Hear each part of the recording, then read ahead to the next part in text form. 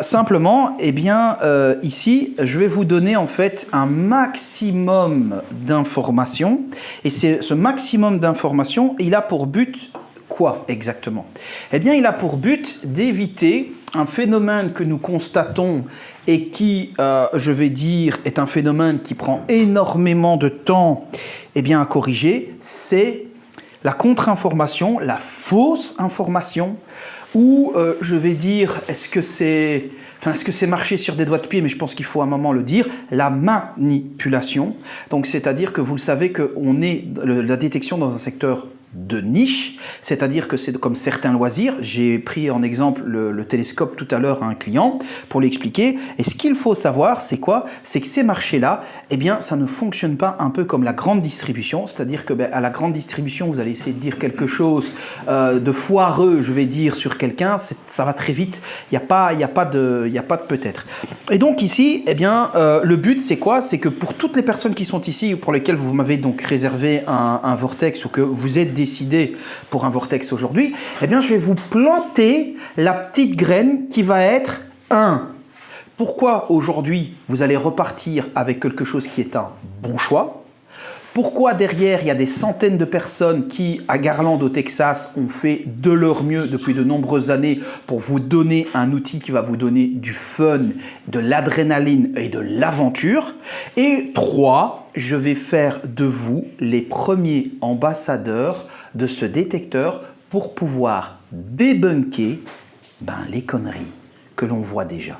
Il faut savoir que ce détecteur, dont seul Xavier, tu étais là, ont pu avoir un prototype en main, qui d'ailleurs, maintenant que tu vois l'officiel, n'a absolument rien à voir, évidemment, par rapport à ce que toi tu as eu. Eh bien, pourtant, si vous recherchez déjà sur Google, il y a des tests et il y a des avis. Alors, comment font-ils? C'est super simple. Vous êtes débutant, vous voyez un test. Est-ce que, franchement, vous allez devenir journaliste et vous dire... Alors, je constate en fait que la date de mise en ligne en fait de cet avis en fait est antérieure à la sortie officielle puisque je suis allé au workshop de David et ce sont les premiers exemplaires qui sont arrivés dans le Benelux et donc par conséquent cet article de blog je vais malheureusement ne pas en tenir compte. Vous savez bien que ce n'était pas comme ça. Et donc voilà pourquoi des gens, par exemple, sont venus critiquer en disant, par exemple, « Oh, ce ne sont même pas des clamps, ce sont ceci, ce sont cela. » Et bref, toutes ces choses-là, eh bien, je sais que comment on arrive à avoir un grand fleuve, c'est des petites rivières. Et donc vous êtes mes petites rivières d'aujourd'hui. Donc déjà, gratitude d'être là, parce que je vais vous expliquer ces petits points-là. Allez, on démarre? Vous êtes chaud au moins, là? Et alors, vous avez tous eu un café, hein? Bon, alors, je vais vous expliquer déjà, quelles sont les réflexions à avoir avant d'acheter un détecteur. Vous savez qu'acheter un détecteur de métaux, vous y êtes déjà tous passé la première fois aujourd'hui. D'ailleurs, merci pour l'achat de cet Apex en subdétection édition. Hein. Donc là, vous avez eu mieux, puisque vous avez carrément, je vais dire sub qui est là aujourd'hui. Eh bien, en fait, lorsque l'on veut acheter un détecteur de métaux, eh bien, il y a énormément de réflexions. Et comme vous le savez, en plus d'avoir le magasin dont vous êtes accueillis aujourd'hui, vous savez que mes locaux, ce sont les locaux avant tout de mon agence de communication. Donc, agence de marketing. Et donc, il y a des choses qui s'analysent et qui peuvent, tout simplement permettre de mieux comprendre comment on fait une logique quand on démarre la détection. Et vous allez voir que je vais vous montrer quelque chose, c'est valable dans énormément de réflexions. Voilà votre réflexion quand vous voulez acheter quelque chose, et plus précisément un détecteur de métaux. Vous voyez que quand on veut acheter quelque chose, la chose qu'on ne veut surtout pas, vous savez c'est quoi? C'est perdre son argent. Et donc par exemple, est-ce que quelqu'un a déjà vu, tiens, je vois telle marque, une nouvelle marque de véhicule, BYD, qu'est-ce que c'est que ça? Oh, est-ce que c'est bon? Est-ce que si? Est-ce que là?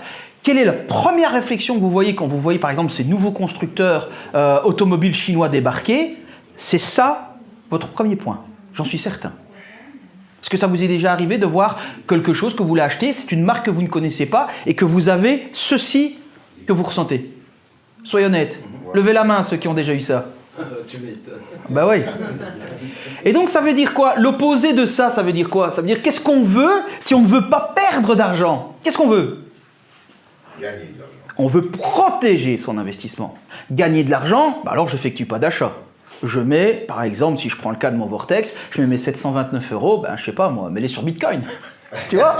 Allez, soyons fous. Mais clairement, on veut protéger son investissement. Ça veut dire que si je me dis, moi je veux acheter une maison, ok, cette maison-là, elle est à 120 000, ouais, ok, mais qu'est-ce que je veux? Je veux que si je l'achète, si dans 5 ans je la vends ou si dans 5 ans je la rénove, je veux qu'elle gagne de l'argent. Je ne veux pas en tout cas en perdre.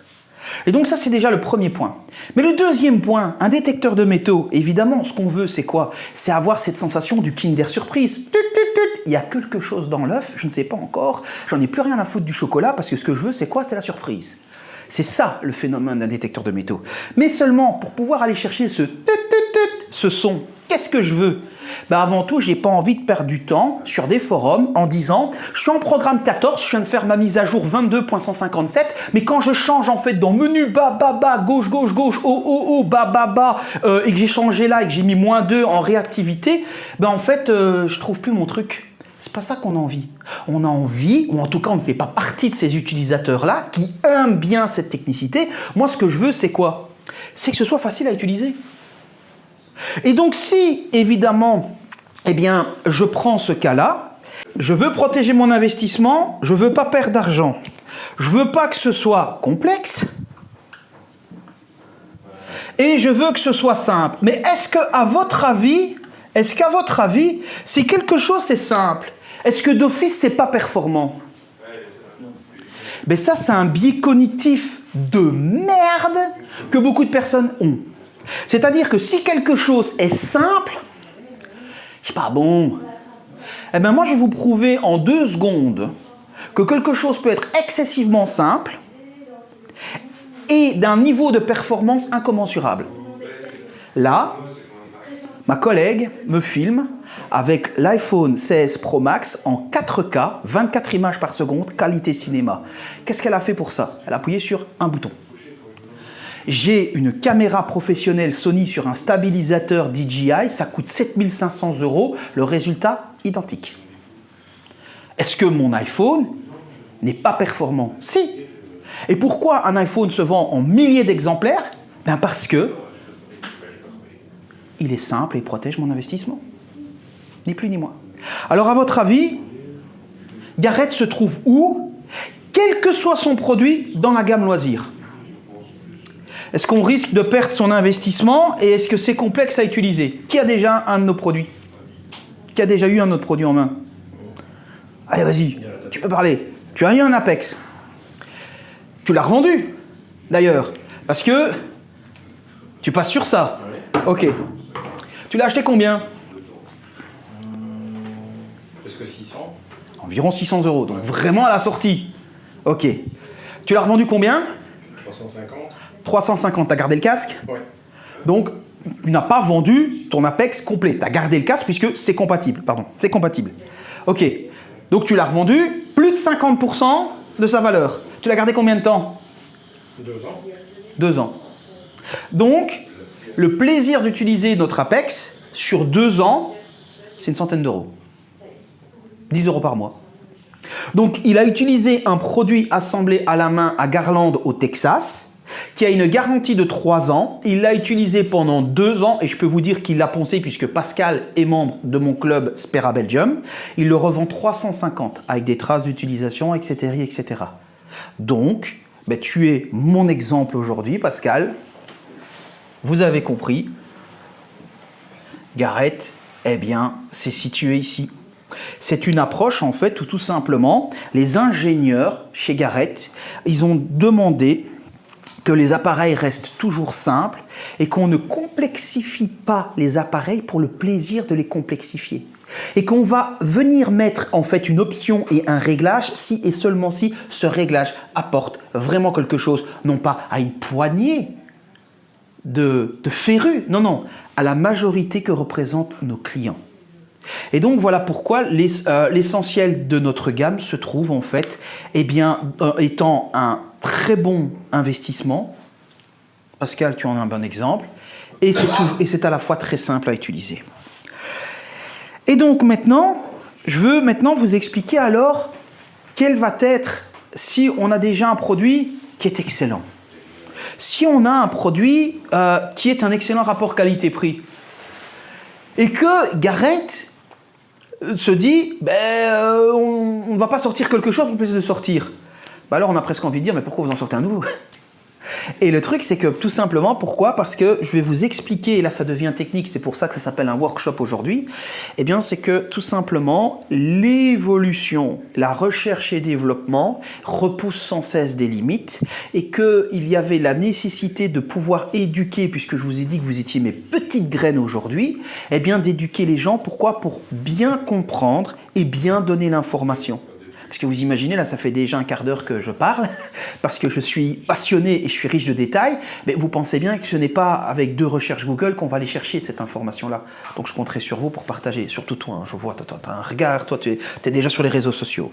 Alors, en fait, ce qui va se passer, c'est que moi j'ai beaucoup de personnes, et j'ai des appels téléphoniques qui parfois me font sourire, c'est j'en ai qui me disent « Bonjour, je vous téléphone parce que je veux un détecteur qui descend à 5 mètres. » Puis moi je leur dis, écoutez, ouais, ça n'y a pas de problème, quoi. J'en ai, ils sont pas trop larges, ils passeront dans l'escalier, tu descends, c'est bon. 5 mètres plus bas, tu y es. Hein.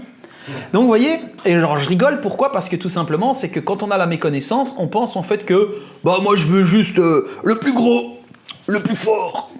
Non. Et il y a vraiment quelque chose que les gens ne comprennent pas et que j'ai vraiment, justement, plaisir à vous expliquer, c'est qu'il y a une différence entre capacité et possibilité, ou polyvalence.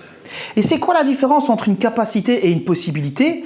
C'est que, par exemple, moi je peux être baraqué, 2 mètres, super musclé, d'accord? Je sais vous lever une Fiat 500 et j'ai le vertige.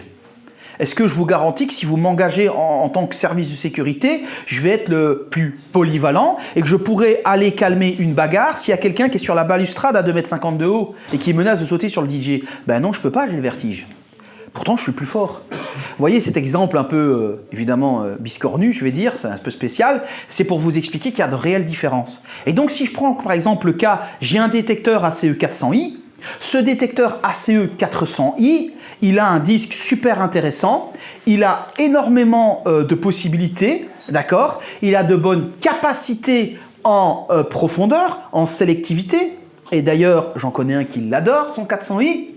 Hein? Je pense que tu fais beaucoup de trouvailles avec ton 400i. Et d'ailleurs, je te remercie d'ailleurs de me les montrer de temps à autre. Ouais, mais non, pas de trouvailles ici. On est en Wallonie.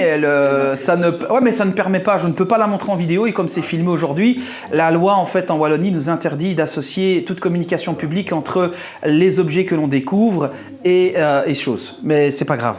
Alors le petit truc en fait simplement, c'est que c'est un détecteur qui est hyper performant. Est-ce que je peux aller à la plage avec ? Sur le sable mouillé? Non. Et donc, vous voyez qu'on peut avoir un détecteur qui a des bonnes capacités, mais qui va souffrir de polyvalence, parce qu'il ne peut pas aller à cet endroit-là. Et en fait, comprendre cette différence entre les deux, elle est hyper importante quand on a cette réflexion d'achat. Et donc, ce que vous devez savoir, c'est quoi? C'est que la capacité, la capacité, je l'ai dit tout à l'heure pour ceux qui étaient déjà là, que la capacité, c'est quoi? En termes de sensibilité et par exemple de profondeur, c'est d'aller au maximum. Vous savez quoi? L'AT-Max, le détecteur qui a été fait par Garrett et qui est sorti en 2017, ils ont fait des recherches pour voir quelle était la fréquence à utiliser pour pouvoir aller au maximum de profondeur et au maximum de sensibilité et surtout pour essayer d'aller chercher déjà des objets très très petits tout en conservant, comme on dirait, une bonne profondeur très solide pour pouvoir aller justement le plus profond possible. Alors dans mon exemple ici, voyez-vous, je vous demanderai évidemment un peu d'indulgence. Pourquoi? Parce que si vous regardez, j'ai dû remonter ma petite barre. Normalement, notre graphique, cette partie-ci devrait être invisible. Parce que ce que vous voyez là, évidemment, ça ne diminue pas dans un sens inverse. Simplement, on aurait dû le prendre comme ça. Mais je préfère évidemment faire plus de place et mettre les chaises que d'avoir une belle présentation. Hein. C'est mieux d'être assis que debout. Alors, simplement pour vous expliquer, on a quelque chose où ici on descend, on a de très bonnes performances, mais vous voyez que sur la courbe, la partie polyvalence, on est assez réduit. Et pourquoi on est assez réduit? Parce que, tout simplement, on ne peut pas aller par exemple sur l'eau salée, on ne peut pas bénéficier de ce qu'on appelle la multifréquence, etc. Ça, ce sont des choses qui sont hyper importantes. Et donc là, automatiquement, ce qu'il faut savoir, c'est que on a donc chez Garrett, on est venu avec, à votre avis, non, d'abord l'Apex. On est venu avec l'Apex. Et là, qu'est-ce que vous voyez? Quelle est la grosse différence? Donc, je vous demande de ne pas, évidemment, tenir en compte cette partie ici. Qu'est-ce que vous voyez comme différence? Eh bien, vous voyez qu'on a pu élargir la polyvalence, eh bien, donc, de recherche. On peut aller sur, donc, les zones beaucoup plus minéralisées. On peut mieux s'adapter à, je vais dire, beaucoup plus d'outils de terrain, puisqu'on va donner ce flux qui c'est le multiflex, il s'appelle le multiflex donc sur l'Apex. Et donc ça permet vraiment d'aller plus loin. Mais si vous regardez la boîte de l'Apex, qu'est-ce qui est écrit au-dessus de la boîte de l'Apex? Il est écrit ACE. Et ACE signifie quoi? Ben, ça signifie tout simplement eh bien, qu'on est toujours dans la gamme accessible, cette entrée de gamme qui est hyper populaire chez nous, chez Garrett, et qui va justement permettre, vous vous rappelez, ben d'être parfaitement ici, plus que jamais. C'est-à-dire, je protège l'investissement de la personne, je suis hyper simple à utiliser. Et donc, d'office, ça veut dire quoi? Ça veut dire qu'en termes de performance, on est très bien, mais est-ce que l'on fait l'équivalent d'un AT-Max? Mais pas du tout. Pas du tout. Et ce qui explique que l'AT-Max est une machine toujours disponible de nos jours à 900 € environ. Parce que tout simplement, la puissance que peut délivrer un AT-Max sur sa fréquence unique est magistrale. Et d'ailleurs, c'est avec un honneur que j'ai Cédric qui est ici, qui est un créateur donc, de contenu sur TikTok, qui est passionné de militaria. Tu nous as montré tout à l'heure en vidéo, tu fais des trous de pratiquement 1 mètre de profond sur certaines cibles, 1,50 m avec un AT-Max. Parce qu'on est vraiment sur quelque chose d'idéal. Et donc en 2021, le temps, je vais dire, d'avoir une première mise à jour et que l'Apex soit bien sur le marché et qu'il fasse ses preuves, mais on se retrouve avec un détecteur qui est hyper intéressant, surtout avec un disque vraiment fin qui permet vraiment d'aller partout. C'est vraiment un énorme succès et on se retrouve, eh bien, tout simplement dans la recherche de dire, mais tiens, il y a quand même toujours un écart entre les performances de notre AT-Max et la polyvalence de notre Apex. Et donc, comment on va pouvoir venir la combler? Parce que vous pensez bien que si on aurait pu déjà la combler avec la technologie qu'on a mis dans l'Apex, bah à ce moment-là, on le fait, on fait une mise à jour et l'Apex, il descend mieux. Mais non, parce qu'on est arrivé au bout de ce flux multifréquence. On est arrivé au bout de ce petit truc-là, de cette innovation qui apporte énormément de polyvalence. Et surtout, un autre point, c'est que même les autres constructeurs sont parfaitement conscients de cette différence. D'ailleurs, qui d'autre ici a un détecteur d'autres marques qui est multifréquence? Est-ce que dedans, vous avez la possibilité de choisir une fréquence unique? Eh bien, je vous le dis, à coup sûr, oui. À l'exception des Vanquish de chez Minelab, tous les autres détecteurs, dès qu'ils sont plus haut de gamme, malgré qu'ils sont multifréquences, vous pouvez choisir une fréquence unique. Pourquoi? Parce qu'on le sait que même si on diminue la polyvalence du détecteur sur cette fréquence unique, eh bien on aura toujours évidemment plus de sensibilité, plus de réactivité, plus de possibilités en termes de probabilité de trouver un objet là où d'autres ne pourraient pas le trouver. Et donc vous avez compris, ben forcément, ben moi je vous introduis avec plaisir. C'est l'arrivée où notre vortex vient justement au cul, je vais dire, des performances de notre AT-Max. J'ai volontairement pas mis évidemment à l'identique et je l'expliquerai pourquoi. Mais par contre, en termes de polyvalence, vous voyez, on est étanche jusqu'à 5 mètres. On est sur un produit Garrett, donc on peut le malmener, on peut faire ce qu'on veut. On est sur un design, tout a été fait pour justement en faire un véritable 4x4 de la détection. Et donc le gros avantage évidemment de ça, eh bien, c'est de venir en fait apporter le meilleur, entre guillemets, quasi des deux mondes et sans compromis. Et la fréquence donc, de fonctionnement du Garrett AT-Max, qui a permis justement d'atteindre ce ratio profondeur, sélectivité et autres, exactement, c'est 13,62 kHz. Ben, c'est avec plaisir que je vous dis que dans le menu du Vortex, vous allez pouvoir le régler en 13 kHz. Comme on dit dans les comédies, coïncidence? Je ne crois pas. Ensuite, après, eh bien, ce que je veux vous expliquer, c'est que au moment où ils l'ont annoncé en avril 2024, on décide d'annoncer le détecteur parce que tout simplement, confiant, ben, les ingénieurs ils se disent, voilà, On sent qu'on a bien avancé, on a encore des choses à faire au niveau du logiciel.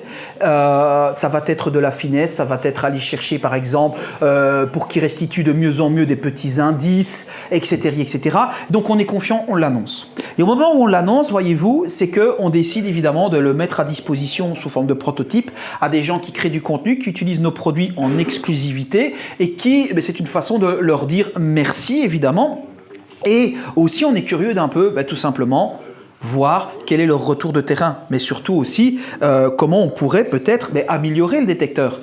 Parce que le sol en Hollande n'est pas le sol belge, et encore moins celui d'Australie.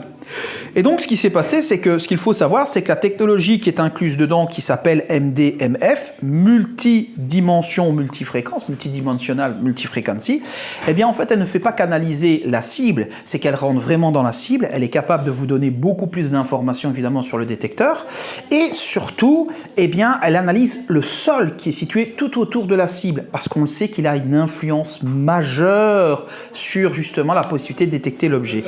Et en fait, ce qui s'est passé, c'est quoi? C'est que le retour d'information des gens qui ont eu justement leur prototype a été tel, les réactions aussi sur le marché, parce que nous ne sommes pas comme un cheval, et encore moins comme ça. Et donc toutes ces réactions-là, elles ont fait quoi? Elles ont fait que, eh bien, en parallèle de continuer justement à améliorer le produit sur base de feedback de personnes comme Xavier, en améliorant également le produit sur base des potentielles critiques, qu'ils soient constructives, qu'elles soient juste provocatrices ou qu'elles soient initiées par des influenceurs d'autres marques dans le but de tenter de le tuer dans l'œuf. C'est une réalité. Eh bien, tout ça a fait que, tout simplement, il y a eu un développement continu de quoi? De ce que moi j'appelle, ce ne sont pas les ingénieurs, c'est pas Gareth qui l'appelle comme ça, c'est moi qui l'appelle comme ça, et donc s'ils ne sont pas contents, j'arrêterai de parler comme ça. Mais moi, j'appelle ça le système d'exploitation du Vortex, le système VX. Pourquoi? Parce qu'on peut choisir un 5, un 7 et un 9, et ça reste le même matériel. C'est-à-dire qu'on est vraiment comme une tour d'ordinateur. J'ai une tour d'ordinateur, est-ce que je peux mettre Windows 7, Windows 10, Windows 11? Ben oui, le matériel reste le même. Et forcément, si vous avez un Windows 11 Pro, ben oui, vous avez plus d'options, plus de possibilités que si vous aviez, évidemment, un sur Windows 7. Ça coule de source. Et donc, le gros avantage, c'est quoi? C'est qu'en fait, eh bien, la nouvelle technologie MDMF qui est dedans, elle vous a permis d'avoir énormément de nouvelles fonctionnalités. Et là, Xavier, justement, je vais l'appeler après, tu pourras nous donner ou surtout répondre aux questions, parce que tu es celui ici, là, maintenant, qui a le plus d'heures au monde avec un Vortex, c'est certain. Et le petit truc, c'est que les nouvelles fonctionnalités, ben là, ça a été justement incroyable. Et c'est là que je veux déjà, du fond du cœur, vous remercier pour tous ceux qui ont précommandé, que ce soit chez moi ou même ailleurs.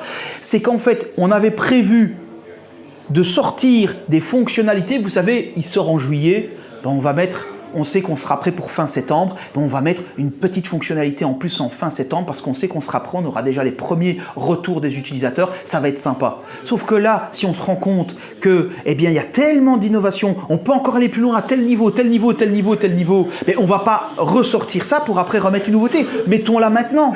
Et donc voilà pourquoi, par exemple, vous avez des nouvelles fonctionnalités telles que l'identification d'une capsule de bière, lorsque vous allez l'utiliser, vous avez un système de filtre de fer, vous avez le blocage du clavier avec un mode spécial plongée, plage, etc. Bref, il y a énormément de choses qui n'avaient pas été annoncées au moment où on a conçu cette bande-annonce, au moment où on a fait l'effet d'annonce. Pourquoi? Parce que ce sont des nouvelles fonctionnalités qui ont vu le jour en parallèle de la découverte de tout le potentiel de cette technologie multidimensionnelle et multifréquence. Et donc d'ailleurs, Xavier, toi tu les as vus arriver au fur et à mesure sur ton détecteur, parce que Xavier, et franchement on peut lui dire merci, d'ailleurs vous savez quoi, moi je vais l'applaudir parce que c'est grâce à lui franchement qu'on est maintenant à la version 2.05. Il faut savoir qu'un détecteur, souvent quand ça sort, c'est la 1.1, la 1.1.2, etc. Vous avez un produit qui est déjà en version 2.05. Pourquoi? Parce qu'il y a déjà eu pratiquement un an. Et encore parce qu'il faut s'imaginer qu'il faut additionner les temps de recherche et les rapports de chaque personne qui ont collaboré. Donc c'est plus qu'un an, c'est des années d'innovation que vous avez dans le détecteur. Et donc ça c'est super intéressant. Et donc ça permet quoi? Ça permet, je vous ai dit, le mode plongée aussi. Et vous avez tout ça dans quoi? Dans quelque chose en fait qui est hyper robuste. Et c'est là où Xavier tout à l'heure, je te l'ai dit, effectivement, d'ailleurs tu aurais peut-être pu le prendre, mais c'est pas grave parce qu'on va pas le filmer pour le plaisir de le filmer, mais qu'est-ce que tu constates? C'est des nouveaux caches. Et d'ailleurs, on en a parlé parce que les premiers caches qui étaient mis dessus n'étaient pas vraiment adaptés, par exemple, à l'eau salée. Parce que l'eau salée, il suffit qu'un peu d'eau s'infiltre pour qu'après le circuit se dérègle ou quoi. Et voilà. Il faut penser à tout ça. Et ça, c'est bien parce qu'on a pu travailler sur la machine pendant presque un an avant de le présenter, de le sortir. Exactement. Donc voilà. Donc comme le dit Xavier, donc ce qui s'est passé, c'est quoi? C'est que vous avez des connectiques qui sont étanches, qui sont de grande qualité, mais le retour en fait des utilisateurs justement, parce qu'on n'a pas mis à disposition, si vous voulez, les détecteurs à, je vais dire, un influenceur populaire, mais qui n'est pas professionnel dans le milieu. Non, non, non, non. Les gens qui ont été sélectionnés pour recevoir le détecteur, c'est pas parce qu'ils ont beaucoup d'abonnés, c'est parce que ils savent de quoi ils parlent avant toute chose. D'ailleurs, c'est bien simple. Si vous regardez, il est très populaire parce qu'il est actif sur de nombreuses choses, mais tu n'es pas un youtubeur à millions d'abonnés. Tu es beaucoup plus actif sur d'autres plateformes comme Instagram, comme TikTok. Donc ça, c'est vraiment quelque chose qu'il faut prendre en compte, voyez-vous, parce que dans beaucoup de développement de produits chez Garrett, les produits sont faits par des prospecteurs. Je vous souviendrai, par exemple, vous expliquer l'appel, etc. Et donc, en fait, si vous regardez ici, eh bien, ils sont venus rajouter, par exemple, 2 bouchons sur l'entrée USB, donc USB-C, et sur l'entrée jack ici, pour garantir, si vous voulez, que, par exemple, dans des recherches sable, le sable très fin, etc., Méditerranée ou dans certains endroits, eh bien vous avez la garantie que vous savez, des fois, dans les vagues, le sable peut circuler. Donc, s'il vient et qu'il se fait un dépôt, par exemple, dans la prise USB, vous revenez pour le recharger, eh vous allez venir et vous allez forcer votre prise USB. Eh bien, ici, en fait, vous avez vraiment des caches vraiment nickel. Vous allez arriver et on regarde, on reconnaît vraiment le savoir-faire de Garrett. Vous avez vraiment, il y a déjà un petit traitement à la vaseline, vous avez vraiment le joint, vous avez vraiment tout. Donc c'est vraiment quelque chose de très chouette. Et surtout, parce que par rapport à la concurrence, parce qu'on est quand même souvent taclé sur les réseaux, donc on va quand même dire quand on est bien, eh bien si vous regardez, vous voyez que vous avez 2 entrées sous forme de clé Allen, clé à 6 pans. Pourquoi? Parce que ne forcez pas, et vous pouvez redonner un petit coup si vous n'avez pas suffisamment de force pour venir vraiment fermer définitivement votre bouchon. Et ça garantit quoi? Mais ça garantit justement eh bien, de avoir une étanchéité totale de votre détecteur, justement lorsque vous allez l'utiliser eh bien, jusqu'à 5 mètres de profondeur. Donc ça, c'est vraiment un petit truc. Pour ceux qui suivent les pages, puisqu'on est partout, hein, France, Espagne, Allemagne, etc., vous avez peut-être vu passer les publications qu'on a mis. Vous voyez Steve Moore, directeur marketing, mais également prospecteur chevronné. Eh bien, il a plongé dans une piscine test pour vraiment aller à la limite, pour vraiment s'assurer de la bonne étanchéité donc, du produit et forcément équipé avec une bouteille, etc. pour rester suffisamment longtemps, bien plus longtemps que le temps d'une recherche, je vais dire, que vous pourriez faire en Méditerranée, parce qu'il faut bien se rendre compte aussi que de 0 à 5 mètres, dès que vous allez passer les 1,50 m, 2 mètres, ça nécessite un surcroît d'équipement. Hein. Vous savez, il vous faut la bonbonne, il faut l'équipement qui va avec. Donc ça, c'est vraiment le point. Et d'ailleurs, ici, c'est pour ça que je vous ai dit donc les améliorations continuent grâce à Xavier notamment. Et alors surtout, eh bien, donc Xavier que vous allez pouvoir retrouver, parce que Xavier maintenant, je pense que tu vas être le plus à même à peut-être venir en aide aux gens et surtout s'ils ont des questions. Et comme je vous ai dit, Xavier, il est partout. Et surtout ici aujourd'hui, vous allez pouvoir trouver en fait Xavier, donc c'est sur, là je ne me trompe pas, c'est sur Instagram exactement. Nous avons aussi, donc ici c'est sur YouTube, ici c'est sur Subexplorer TikTok.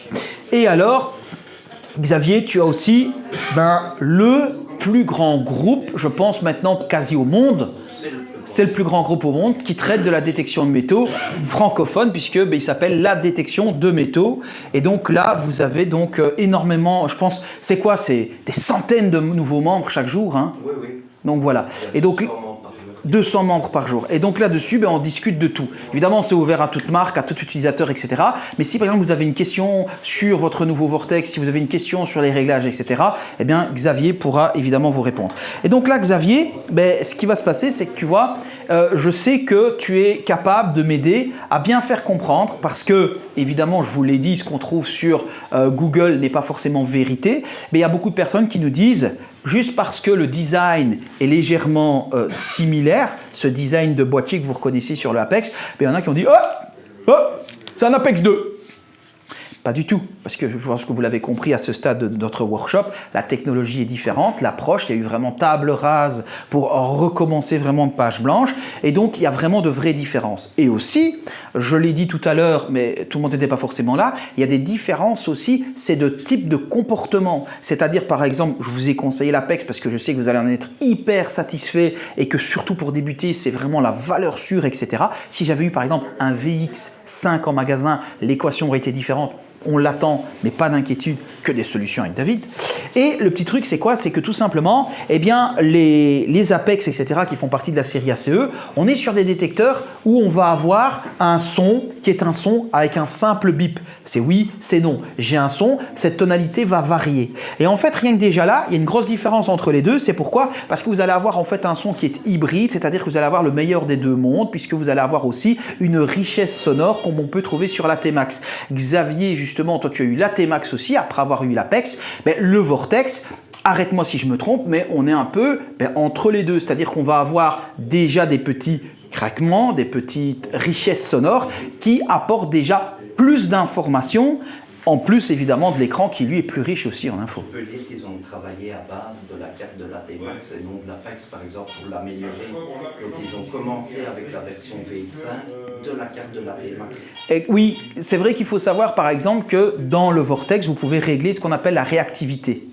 La réactivité, ça s'adresse vraiment à des gens, si vous voulez, quand on a déjà un niveau et on veut augmenter la réactivité pour séparer plus facilement les cibles lorsqu'elles sont proches, etc.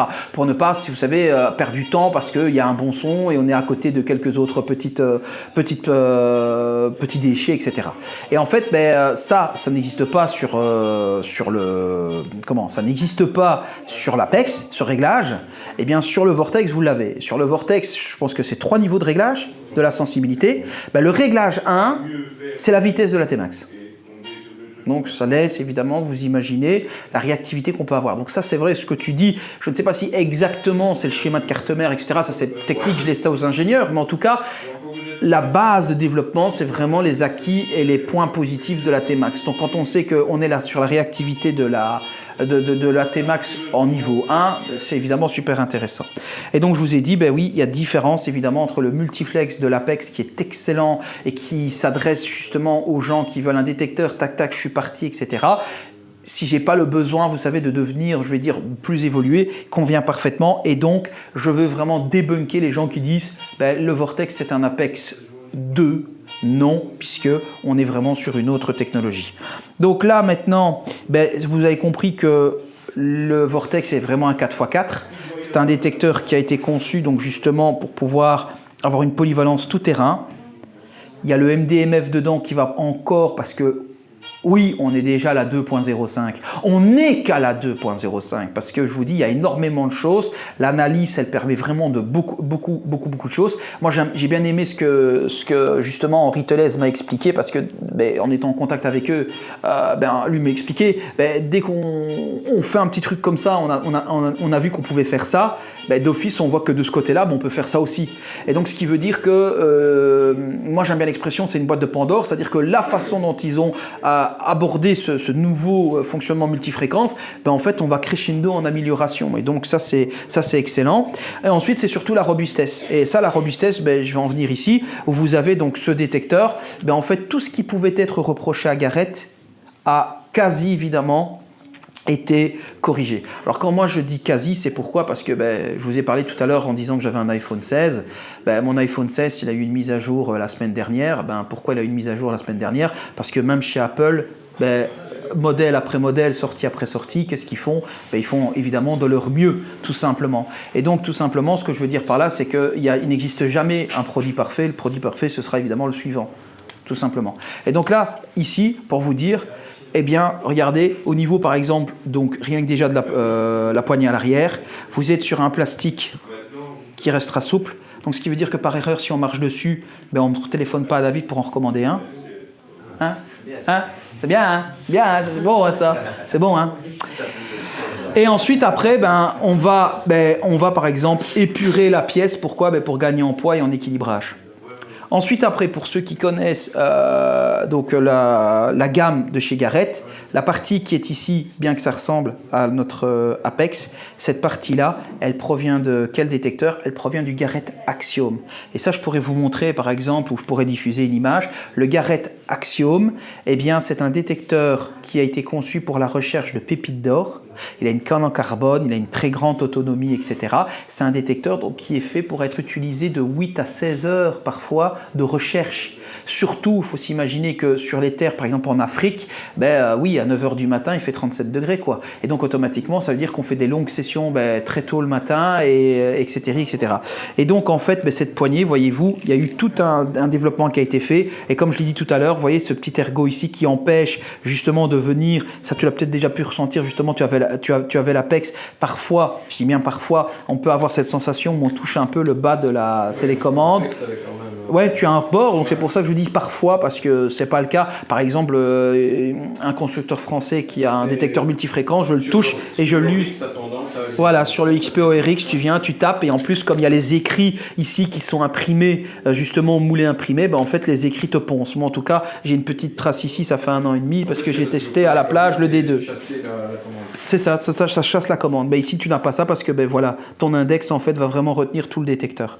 Et donc là, vous êtes vraiment sur quelque chose de robuste. Pourquoi? Parce que pour ceux qui ne le savent pas, ceux qui viennent pour la première fois ou ceux qui sont intéressés par un premier détecteur, en fait, Garrett assemble tout à la main. Il y a une certification ISO 9001 dans tout leur process de fonctionnement, et donc on a vraiment quelque chose de robuste, garanti 3 ans.